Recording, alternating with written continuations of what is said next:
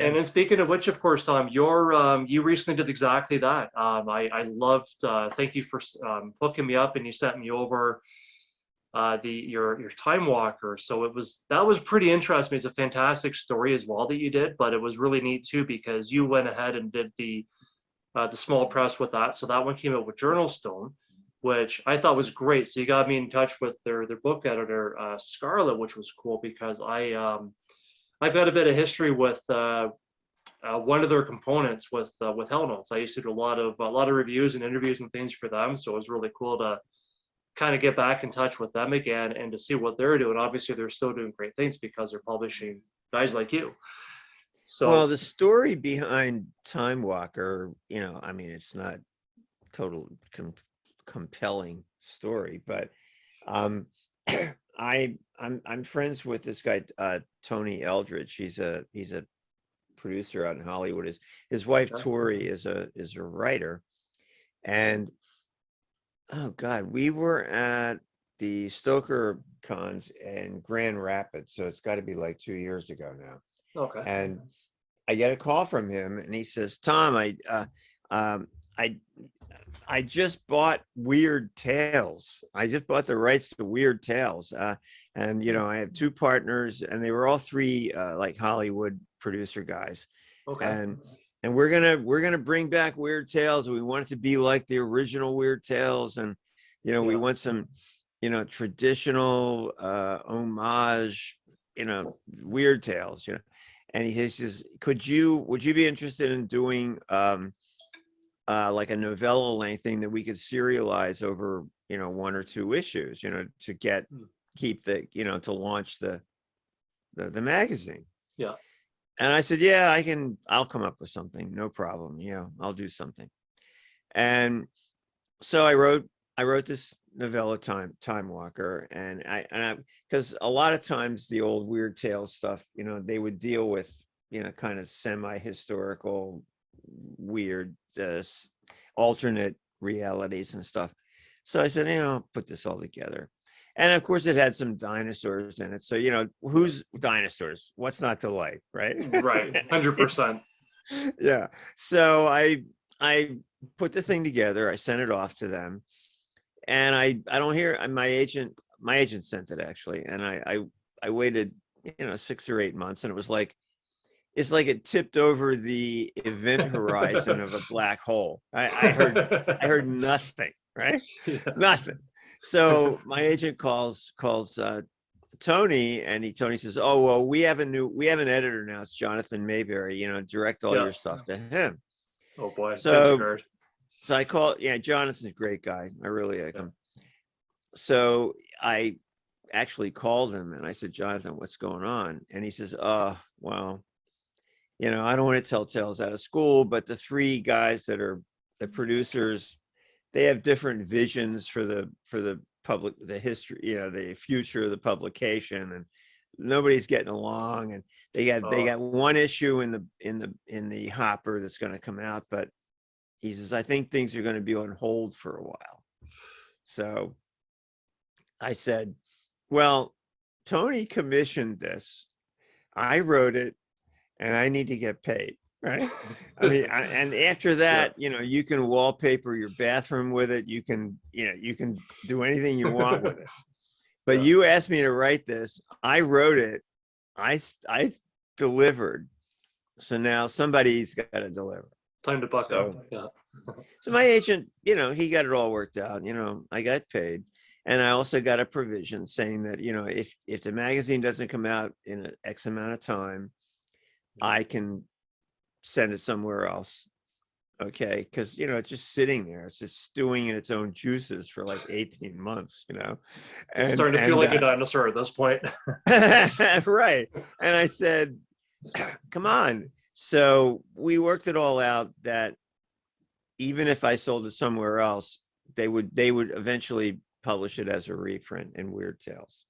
Cool. So it all worked out, And Good. I also got another payday with Journal Stone, and hopefully people like it. Who knows? We'll see. I think that they will. So I still have to finish off. I've been so inundated with a couple of different things because I'm too stupid to say no sometimes, so I take on more than I can choose. So I've got your the review for that. I want to finish it up so I can send it over to you and get that off as well, because I gotta say, you know, part of my review, the part that I've written so far, I hope nobody hates me over this, especially you, because I basically started off by saying my first impression of this thing. I thought, okay, a time traveling book story about dinosaurs in the old west.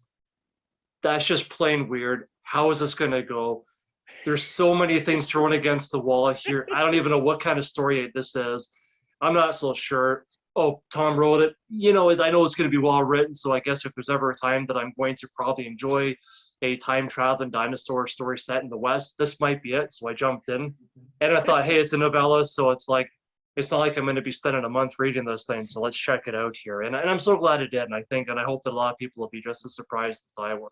Or maybe I'm the devil. Maybe people are not going to be surprised. They're going to be like, "This is so cool. It's about time somebody like Tom wrote a story about this." Well, the funniest part was I read the opening to our last boot camp, Yeah. and everybody raised their hands and said, "I don't like westerns. I don't read westerns." They had no, you know, because they didn't realize it's really not a western, you know, like Yeah. you know, Wyatt Earp, you know, showing up to save the day. No, But there's but it one opens, sort it of has genre, I it guess, opens, but it feels like a western, and you know, nobody was interested. well, it's, and again, I guess it goes to show you that it's the you know, smaller press guys that have the balls, that they'll step up to the plate and think nobody else will do this. It's a great story. Let's put that in there. So, but it's interesting that you went in with, I mean, Journal Stone, I know they're not just strictly horror, they do some speculative stuff as well. I mean, do you find that this is going to be one of those stories that's going to be a little bit hard to sort of, I mean, what kind of a genre would you put that on? I mean, it's, you've written Well, all my over the board agent as already well, but told me, I got an email from him Friday before I went to AuthorCon. yeah. He says he's got a producer that's interested in it. So who knows? I mean, you Good. never know, right? Oh God, can we go on hold a minute? I got to take this call. Absolutely. I will hit pause on the record button. All right, I'll be right back. Sorry about that. Okay. Huh? Yeah, no problem at all, Tom. That's totally fine. So, um, and yeah, no, that's really interesting that you are looking into some, hopefully some movie options, it sounds like, then for Timewalker. I think that would be, Yeah, I was shocked that somebody would be into it that fast, but I think he, you know, Tony might have something to do with that. Who knows? I don't know. You know. okay. And he was one of the exec producers on the two Equalizer films with Denzel Washington. Oh, okay. Okay. Which were excellent. I don't know if you saw either one of them. They I were saw the good. first one. It was, yeah, just, I mean, I'm a huge fan of Denzel Washington by himself, but no, that was such a good movie. I haven't seen the second one. Wasn't it good? It was really well done. It was very understated. It wasn't crazy, you know, over the top, and it was the tension. It was really well done. I was very happy with it. So what part do you think Denzel will play with Timewalker? No, I think he's pretty locked in. I think He'll they're be probably Red going to Moon. do a Equalizer 3. I think they're real happy with that franchise. Cool. Yeah. I mean, as long as people keep showing up, they're going to keep making the sequels. I think that's how it goes. Now, my biggest concern when I was doing Time Walker was I didn't want the Red Moon character to sound like Tonto, you know? Yeah, exactly. So I was really kind of walking the line there to make sure, because it was a time in American history when a lot of the Native Americans were learning how to speak English, but some were better at it than others, you know?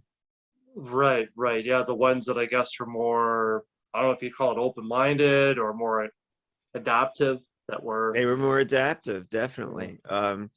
So, you know, I did my research. I tried to do it right, but you're never going to please everybody, Rick, right? No, is not the truth. And that's, you nailed it on the head there. You had to know, I was going to ask you about an alternative history book. Just going to ask you about the research components, because I mean, I know that you did that book that we talked about previously, Night Train. I mean, geez, you went down and got a tour of these abandoned railroad stations. Oh, I interviewed Uh, tons of people. Yeah, I can I can had a lot of imagine. fun doing that. Yeah, Actually, and did I tell you Centipede Press is coming out with a nice edition of that one? no, you didn't tell me that. I'd love to hear about that. What are their plans for it? Oh God, they're, it's Centipede, so they're going to Yeah, make it this, lavish thing. I don't know. I saw some of the preliminary artwork, and it's pretty creepy stuff. So should good. be fun. Should Do you be know fun. who's going to be doing the artwork for that, or is it too early to Yeah. tell? Oh my God, I just got her email too. Um, she's really good, and I can't access her account to give you her name, but she Okay, did she does a lot of stuff for Jared at Centipede. I can't okay, remember her name, but she's a real pro. She's a real good, pro. good. Yeah, Yeah. I mean, the images on that would be just something else. I mean, just the contrast between the old west, and then you've got when they do walk back in time in the dinosaur land. And I think that's pretty cool. And it's interesting when you're doing the history. I wanted to ask you about this because, and I don't think this is a spoiler. If it is, I can I can conjure up the powers of editing here for this podcast. Uh, so the one part that I thought was really, really interesting, I mean, the whole book was interesting, the whole story was interesting, but the one part was the fact that the native that our main character, the anthropologist, she's talk about running the rails here on the brain. I want to say Edwards. Do I have that correct? Which, oh yeah, Edward Cope. Yeah, he was Oh, one thank of the goodness. first Okay, paleontologists, right? perfect. So when he, I guess, as he's engaging and mingling with Red Moon, the native that he saves his life, he becomes the native man becomes indebted to him. The thing that I liked is that his speech at times was very Red Moon's speech for English was very struggling at times, and other times it was very clear, which I thought was pretty cool. And I kind of took that to mean that he kind of went back in time and he was able to study the English a lot more than what he was probably letting on, because he was out in the middle of the desert here. He had his own tribe and probably didn't come across too many other white men where he would have a chance to learn a lot of English. Do I have that correct, or was that Yeah, intentional, or was that more that was historical? pretty understated, but Yeah, that was very perceptive on your part. Because I didn't want to get off on a digression and sure. draw too much attention to the why he was speaking the way he was, in either fashion. So it was a fine line to walk. You're always you never know if you're doing it right. Yeah, and I You guess just it's like a good piece of artwork. I mean, if you do it right, that white space actually has meaning. It's not just empty space, and that's and I found that, that's what I find, going back to even Elmer Leonard. I mean, a lot of the times he would say things that were so chopped up and so, I don't know, concise, I guess, or it's well, you almost have to be intuitive when right. you're listening to the dialogue, and I understand that. Yeah, a lot of the Yeah. unspoken stuff is carried a lot more meaning than what the stuff is that it was actually spoken. I thought that was the case in this particular story with Red Moon. And it's like, well, why is his speech so much better? And it makes you think about it. And if you follow on to the story, I think you can kind of put your own logic into that, and that would just be simply the natural outcome. At least that's how I took it anyway. So I'm glad that Well, there those wasn't guys were actually historical figures, right? The two paleontologists, they were real guys. I didn't know that. I didn't. I guess I don't know my paleontology as much as I thought I did, other than going to Yeah, the museums and being blown away by these they were real dinosaurs. But guys, and they had okay, a huge rivalry back in the late 1900s, 19th okay. century. Yeah, so this was just me taking sides, I guess, between Cope and Marsh. And when did you realize you had a story? Because obviously, like any great story, there's going to be layers. It's one thing to have, and this is a multi-layered one too, because of course, again, you've got paleontology aspect. We've got Edwards and Marsh, where they, you know, they're kind of butting heads, but then you had the time travel aspect of it, and I guess, you know, you've also got the time of the Wild West in there. I mean, was it a matter of you had the idea for going back in time with this alternative history, and you thought that's my story, or did you have to have then some of those other layers before you finally decided, yeah, I've got a story. This is in me now. I can tell the story. What point was it a story for you to tell? Well, I had already known about the historical rivalry between these two guys, Okay. and there was I had read years ago a story by Clifford Simak. Did you ever read him? Did you ever read Clifford Simak, I the have not. science No. fiction writer? Okay. Yeah, he was a very he did some really he was not a hard science writer, but he did some really interesting uh short fiction, and one of them was about a guy who could he was a he was a scientist, and he could see through time, but he could just see through it. He couldn't really walk through it. And Okay. then I read this I can't remember what the name of the book was. What it was about, these Native American shamans called skinwalkers. Have you heard of the I have. skinwalker? I was Yeah. recently watching a podcast on that recently, actually. Yeah, I mean, it's pretty fascinating, pretty Oh, it creepy is. stuff. Yeah. And so I kind of did an amalgam between the Simex seeing through time and this guy being able to walk through time.